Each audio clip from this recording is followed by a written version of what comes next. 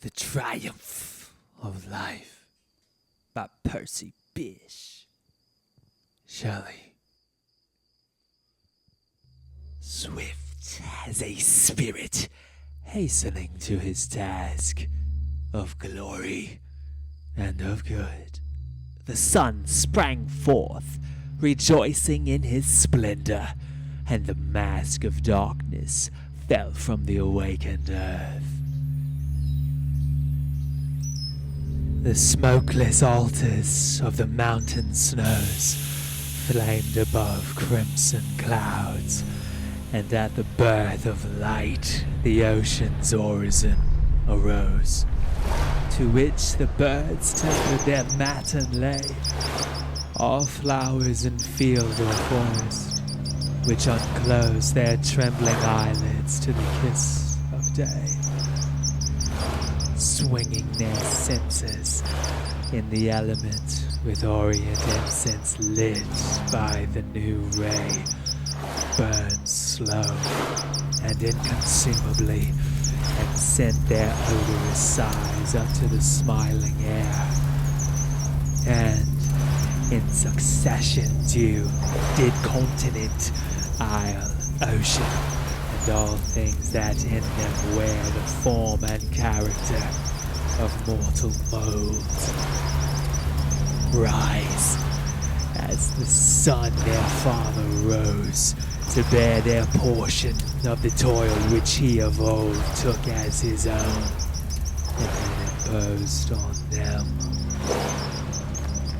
But I, whom thoughts which must remain untold had kept as wakeful as the stars that gem the cone of night, now they were laid asleep, stretched my faint limbs beneath the hoary stem which an old chestnut flung athwart the steep of a green Apennine. Before me fled the night, behind me rose the day. The deep was at my feet, and heaven above my head, when a strange trance over my fancy grew, which was not slumber, for the shade it spread was so transparent that the scene came through as clear as when a veil of light is drawn, or evening hills they glimmer. And I knew that I had felt the freshness of that dawn bathe in the same cold dew my brow and hair, and sate as thus upon that slope of lawn, under the self-same bough, and heard as there the birds, the fountains, and the ocean hold sweet talk and music through the enamored air. And then a vision on my brain was rolled.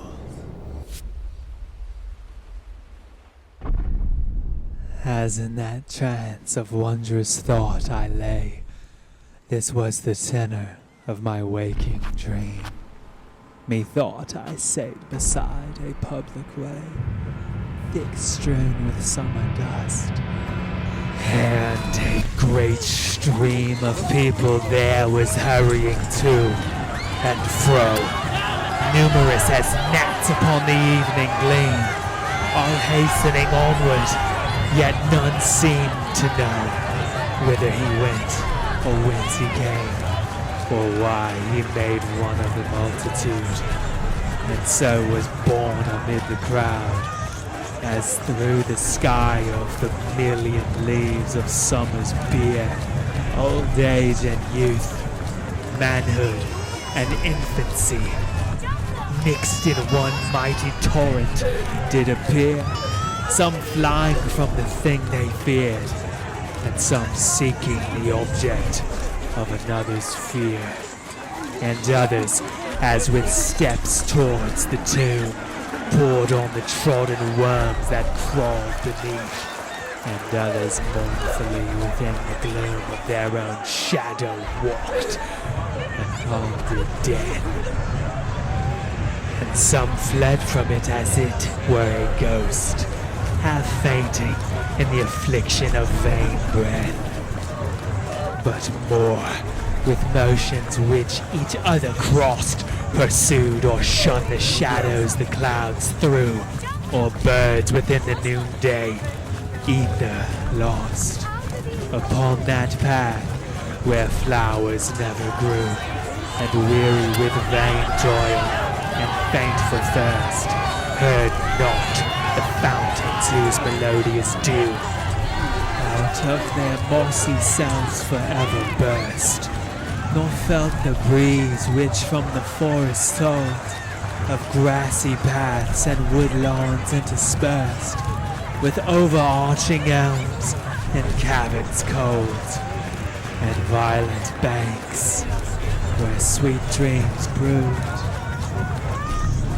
But they pursued their serious folly as of old, and as I gazed, methought that in the way the throng grew wilder as the woods of June, when the south wind shakes the extinguished day, and a cold glare, intenser than the noon, but icy cold, obscured with blinding light, the sun, as he the stars, like the young moon, when on the sunlit limits of the night her white shell trembles amid crimson air. And whilst the sleeping tempest gathers might, doth, as the herald of its coming, bear the ghost of its dead mother, whose dim form bends in dark ether from her infant's chair.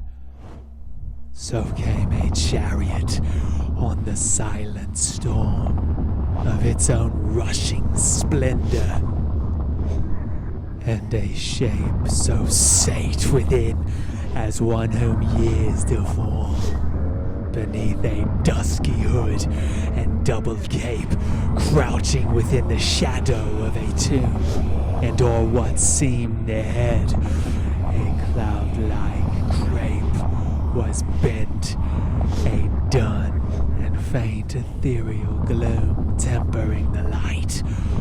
Upon the chariot beam a Janus-visaged shadow did assume the guidance of that wonder-winged team.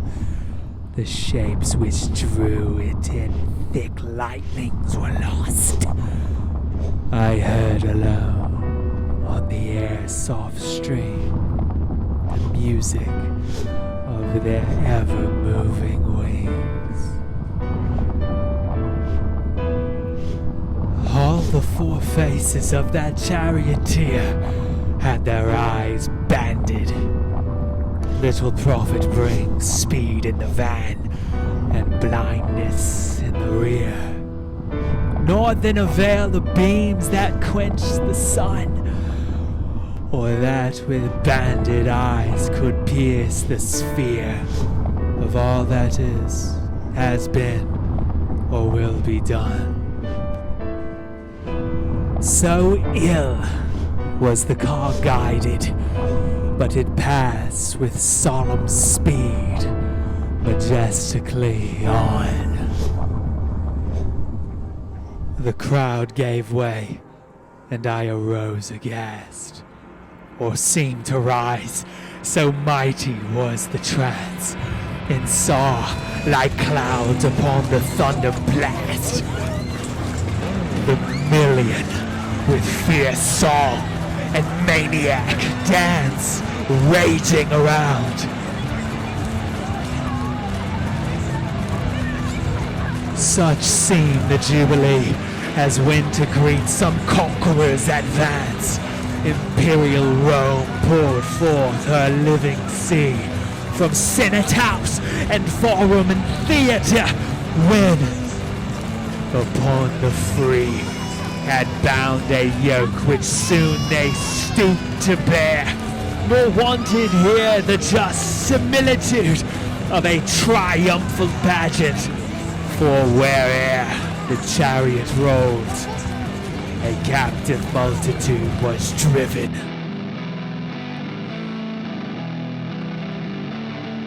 All those who had grown old in power or misery, all who had their age subdued by action or by suffering, and whose hour was drained to its last sand in weal or woe, so that the trunk survived both fruit and flower. All those whose fame or infamy must grow, till the great winter lay the form and name of this green earth with them forever low.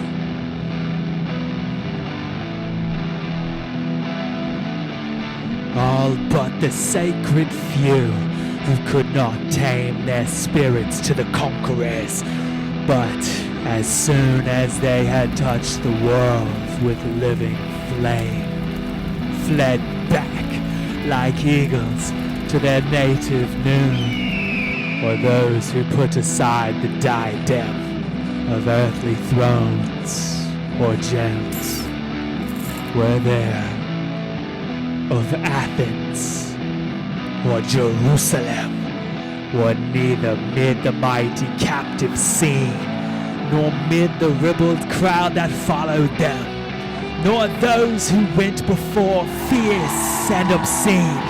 The wild dance maddens in the van, and those who lead it fleet as shadows on the green, outspeed the chariot, and without repose mix with each other in tempestuous measure to savage music, wilder as it grows.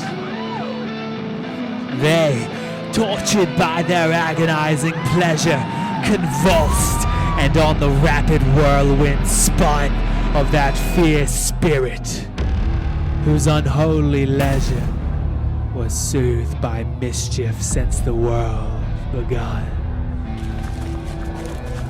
Throw back their heads and loose their streaming hair, and in their dance round her who dims the sun, maidens and youths fling their wild arms in air. As their feet twinkle, they recede, and now bending within each other's atmosphere, kindle invisibly, and as they glow like moths by light attracted and repelled, oft to their bright destruction come and go, till like two clouds into one veil impelled, that shake the mountains when their lightnings mingle and die in rain. The fiery band which held their natures snaps, while the shock still may tinkle. One falls, and then another in the path, senseless, nor is the desolation single.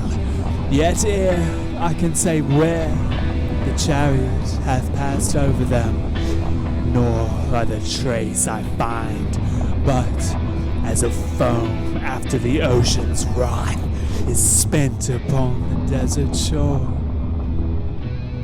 Behind, old men and women foully disarrayed shake their gray hairs in the insulting wind and follow in the dance with limbs decayed, seeking to reach the light which leaves them still farther behind and deeper in the shade.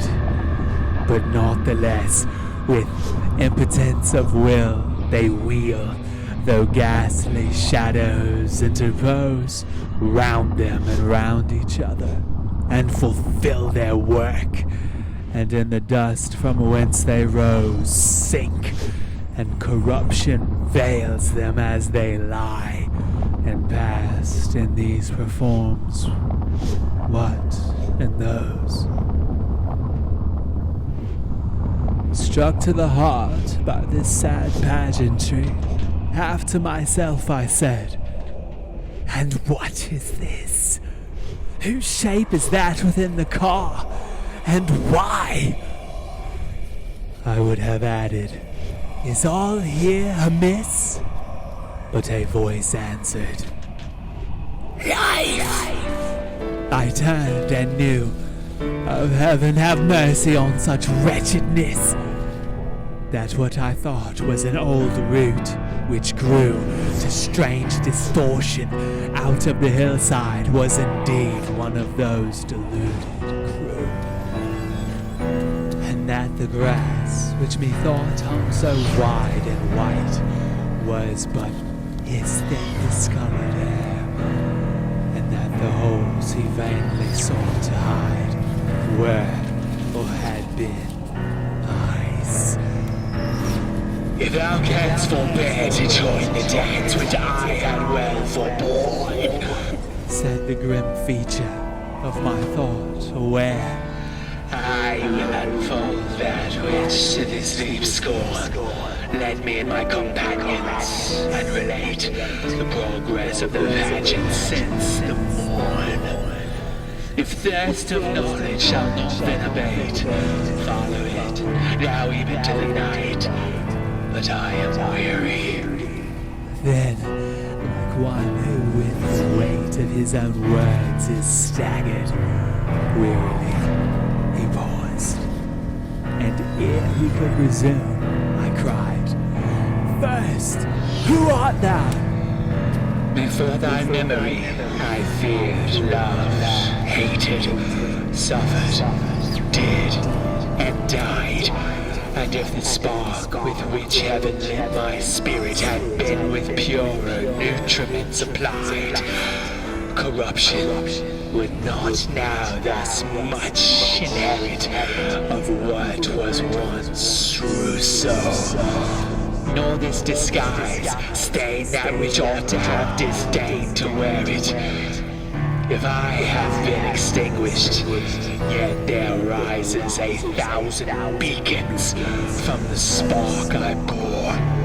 And who are those chained to the car? The wise, the great, the unforgotten, they who wore mitres and helms and crowns, or wreaths of light, signs of thought's empire over thought. Their Lord taught them not this, to know themselves.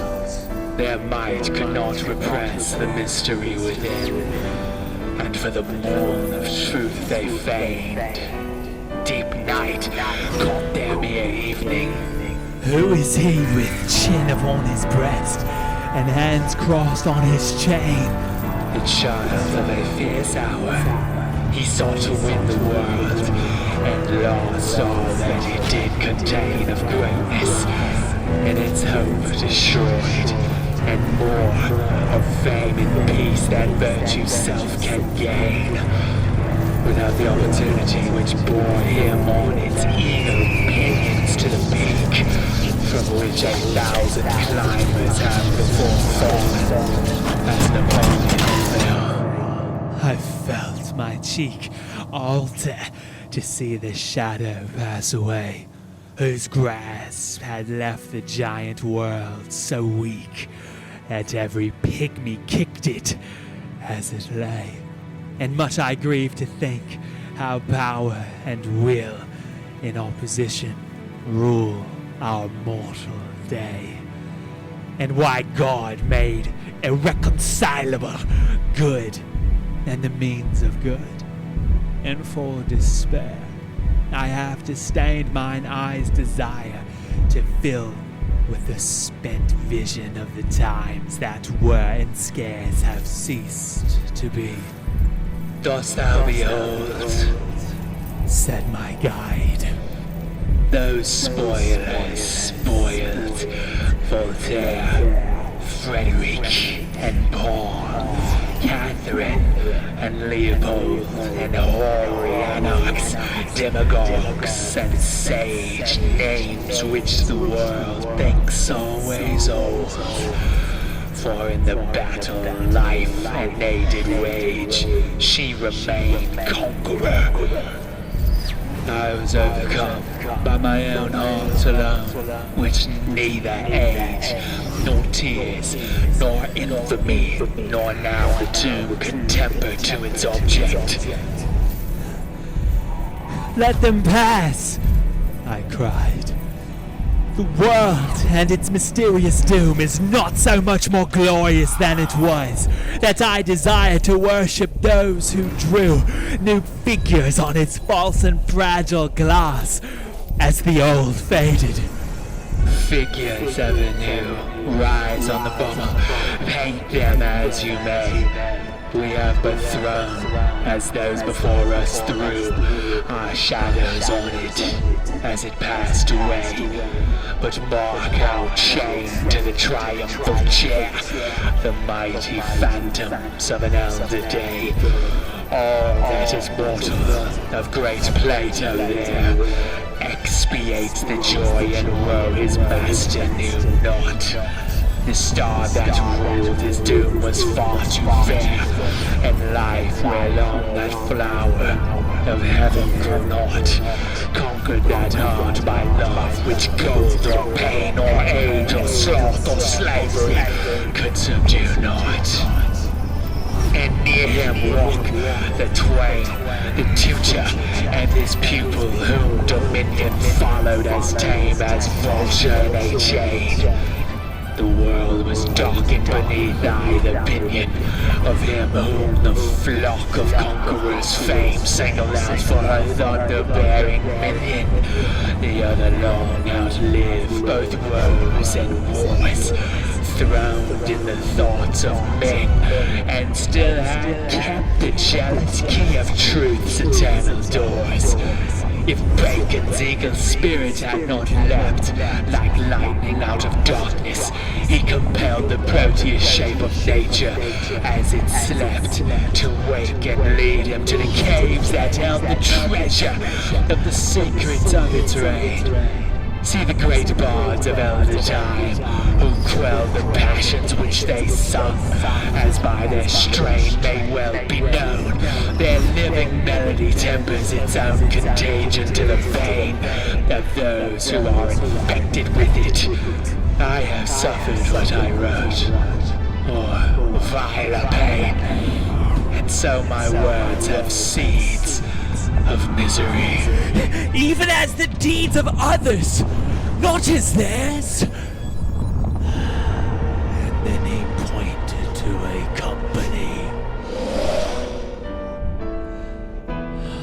amidst whom I quickly recognized the heirs of Caesar's crime.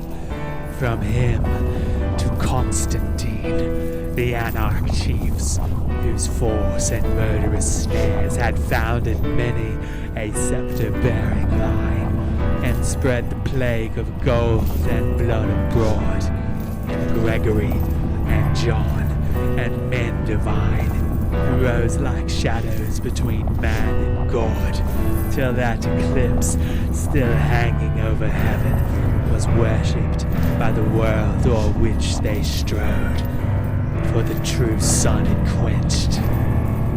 Their power was given but to destroy, replied the leader. I am one of those who have created, even if it be but a world of agony. Whence camest thou, and whither goest thou? How did thy course begin? I said.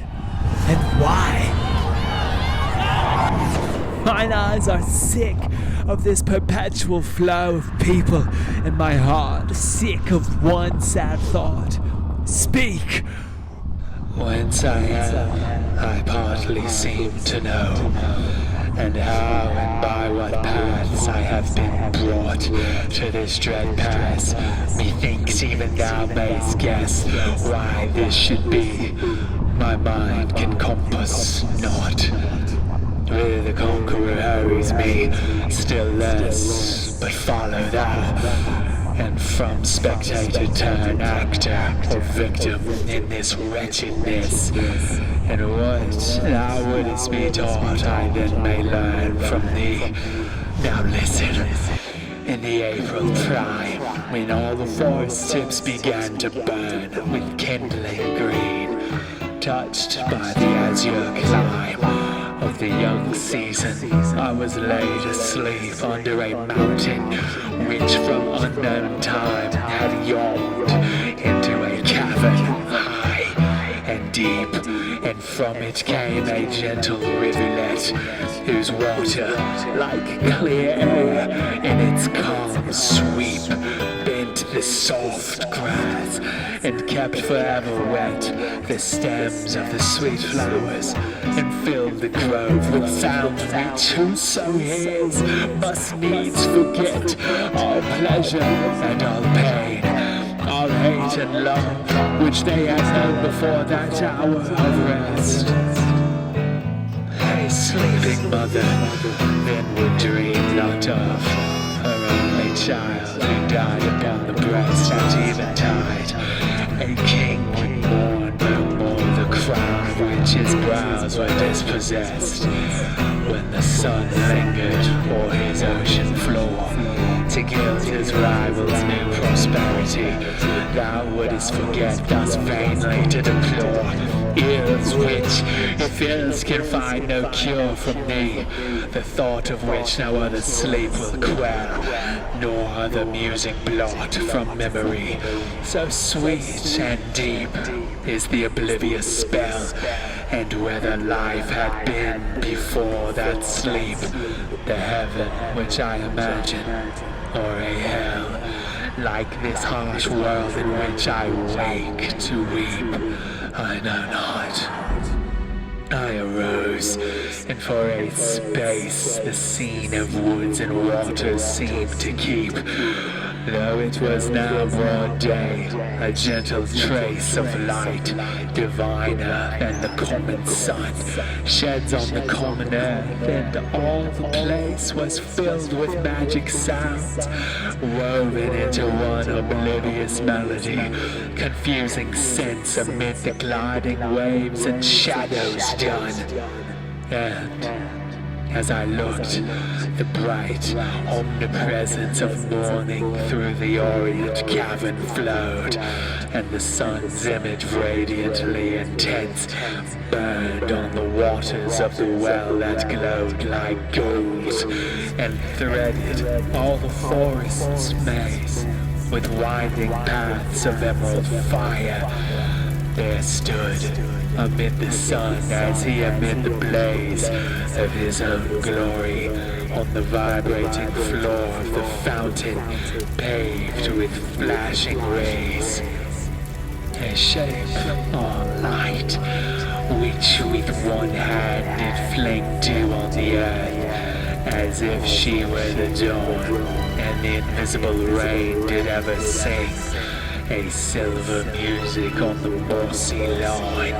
And still before me on the dusky grass, Iris her many-colored scarf had drawn. In her right hand she bore a crystal glass, mantling with bright nepenthe. The fierce splendor fell from her as she moved under the mass of the deep cavern, and with palms so tender their tread broke not the mirror of its billow, glided along the river, and did bend her head under the dark boughs till like a willow her fair hair swept the bosom of the stream that whispered with delight to be its pillow. As one enamored is upborne in dream o'er lily-paven lakes mid silver mist to wondrous music, so this shaped might seem, partly to tread the waves with feet which kiss the dancing foam, partly to glide along the air which roughened the moist amethyst. or the faint morning beams that fell among the trees, or the soft shadows of the trees, and her feet ever to the ceaseless song of leaves and winds and waves and birds and bees, and falling drops moved in a measure new, yet sweet as on the summer evening breeze. Up from the lake, a shape of golden dew between two rocks, athwart the rising moon, dances in the wind where never eagle flew. And still her feet, no less than the sweet tune to which they moved, seemed as they moved to blot the thoughts of him who gazed on them, and soon all that was seemed as if it had been naught, and all the gazer's mind was strewn beneath her feet like embers, and she, thought by thought, trampled its sparks into the dust of death, as day upon the threshold of the east treads out the lamps of night until the breath of darkness reillumine even the least of heaven's living eyes. Like day she came, making the night a dream, and ere she ceased to move, as one between desire and shame suspended, I said, if, as it doth seem, thou comest from the realm without a name, into this valley of perpetual dream, show whence I came and where I am, and why. Pass not away upon the passing stream. Arise and quench thy thirst, was her reply.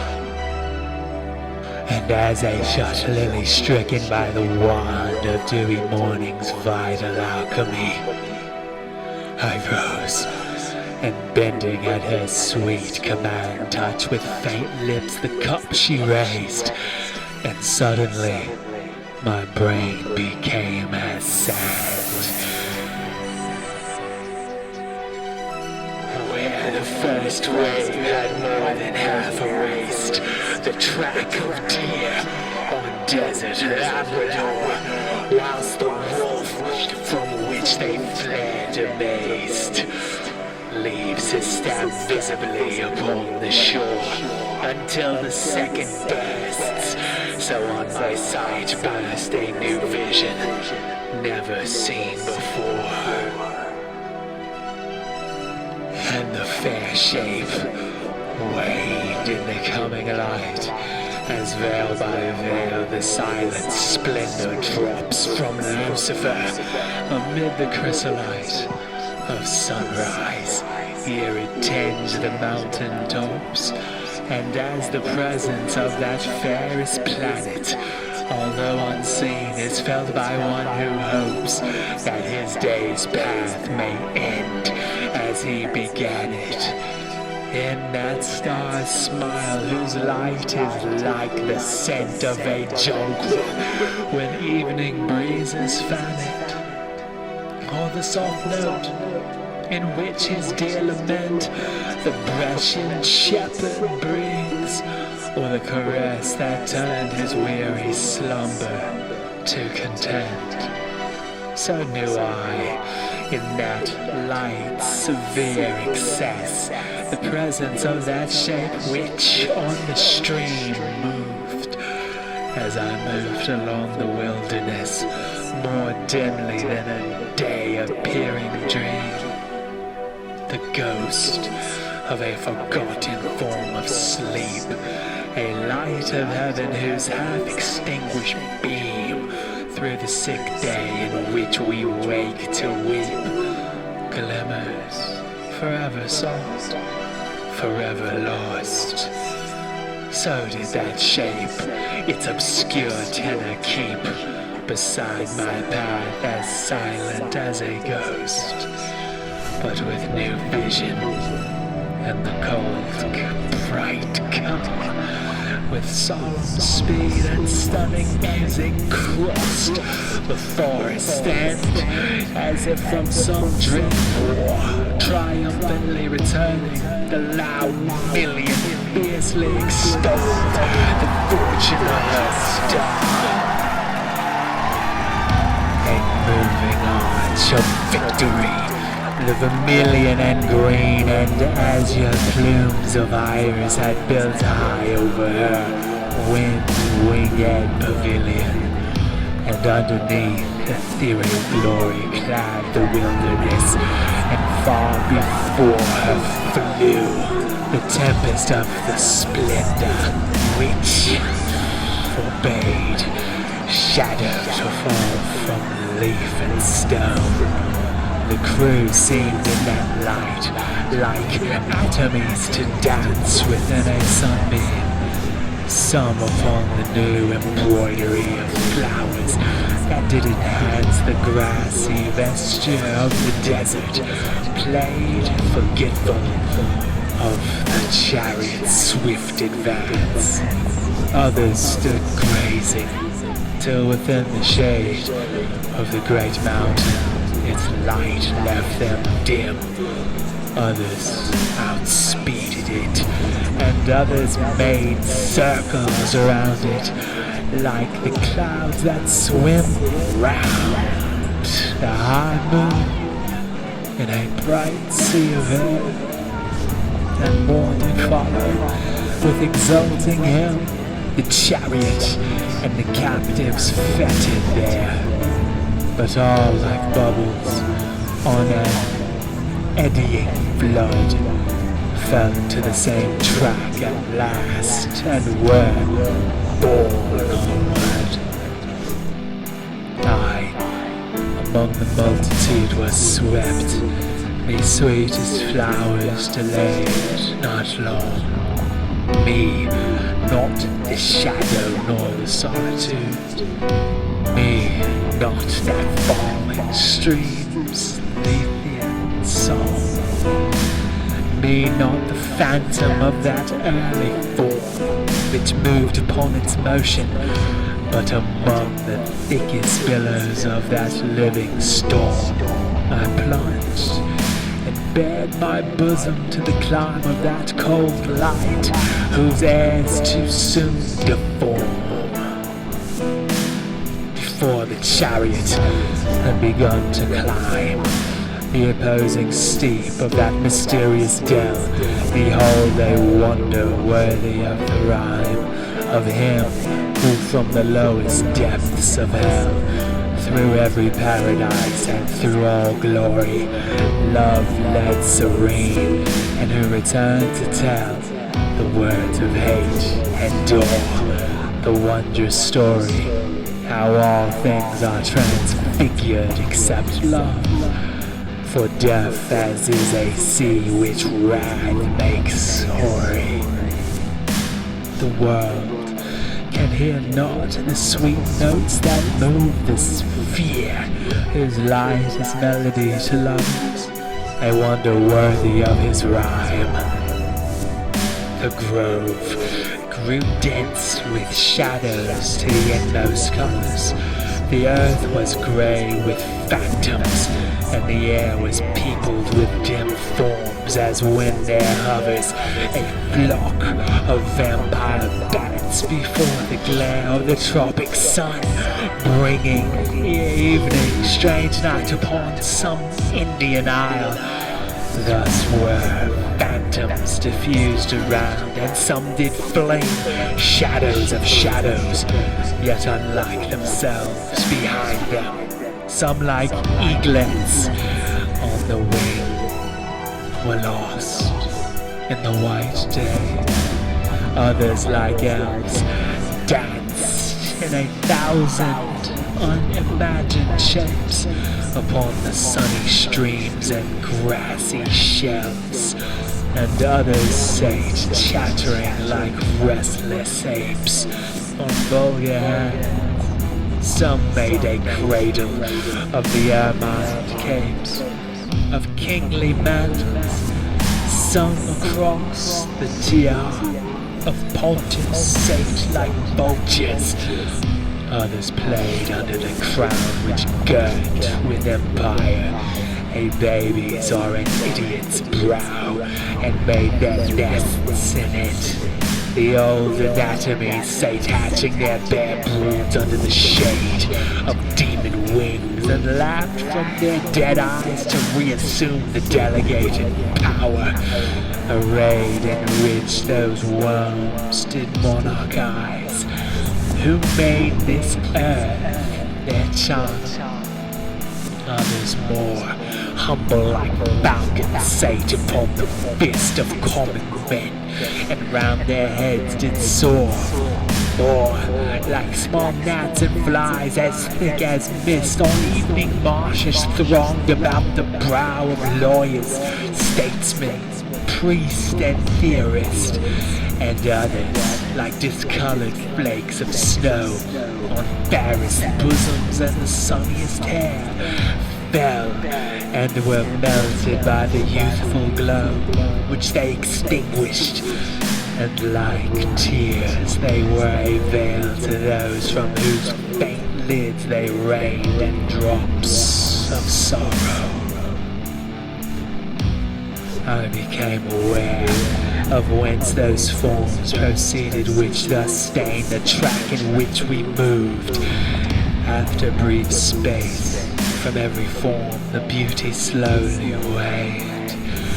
From every firmest limb and fairest face, the strength and freshness fell like dust, and left the action and the shape without the grace of life. The marble brow of youth was cleft with care, and in those eyes where once hope shone, desire, like a lioness bereft of her last cub, glared ere it died. Each one of that great crowd sent forth incessantly these shadows, numerous as the dead leaves blown in autumn evening from a poplar tree. Each like himself, and like each other were at first, but some distorted seemed to be obscure clouds, molded by the casual air. And of this stuff the car's creative ray wrought all the busy phantoms that were there. As the sun shapes the clouds, thus on the way, mask after mask fell from the countenance and form of all. And long before the day was old, the joy which waked like heaven's glance, the sleepers in the oblivious valley died, and some grew weary of the ghastly dance, and fell as I have fallen by the wayside. Those soonest from whose forms most shadows passed, and least of strength and beauty did abide. Then what is life? I cried.